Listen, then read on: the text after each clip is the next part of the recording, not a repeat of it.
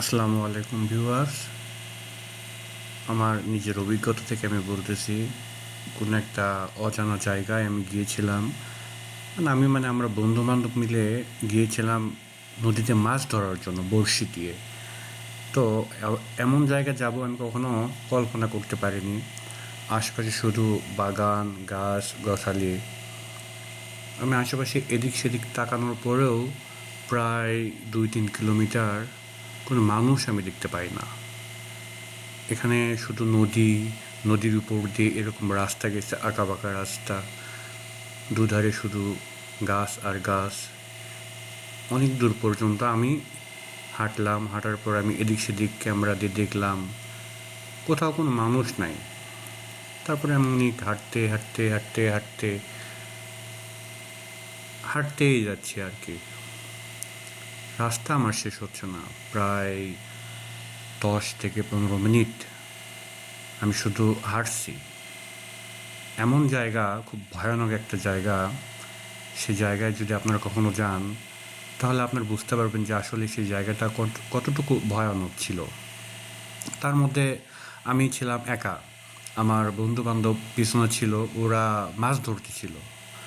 আমাকে খুব একটা ভালো লাগে নাই মাছ ধরতে, মাছ ধরতে ভালো লাগে না বললে ভুল হবে, আমি মাছ ধরতে পারি না। বড়শি নিয়ে গেছিলাম, বাট আমি মাছ ধরতে পারি না। সেখান থেকে আমি ফিরে আসতেছিলাম আমার গন্তব্যস্থলে। আমি আমার বন্ধুরা সবাই মিলে বাইক নিয়ে গেছিলাম। হ্যাঁ, তো গন্তব্যস্থলে ফিরে আসার সময় আমি কিছু দৃশ্য ভিডিও করছি। এগুলো আমি আপনাদের মাঝে একটু শেয়ার করলাম যে আমার অভিজ্ঞতা কতটুকু হয়েছে।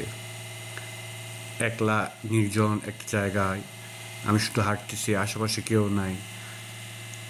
এই যে দেখেন, আমার আশেপাশে আগে পিছনে কেউ নাই, শুধু আমি একা। এই তো আমি খুব ঘামায় গেছি হাঁটতে হাঁটতে, আমার শরীরের অবস্থা খুবই বাজে। 15 থেকে 20 মিনিট শুধু আমি হাঁটাহাঁটি করছি, শরীরের অবস্থা এতটা বাজে আমি ক্লান্ত হয়ে পড়ছি। তার মধ্যে প্রচণ্ড গরম। এত গরমের মধ্যে আমি শুধু হাঁটতেছি আর হাঁটতেছি। তবে আমি রাস্তা শেষ পাচ্ছি না, যে রাস্তা কোথায়, শেষ হবে কোথায়। অথচ আমি যাওয়ার সময় এই রাস্তা দিয়ে আমি গিয়েছিলাম। দেখেন আমি কতটুকু ঘামায় গেছি, আমার চোখ মুখ শুধু জ্বলতিছে, এতটা রোদের তীব্র গরম।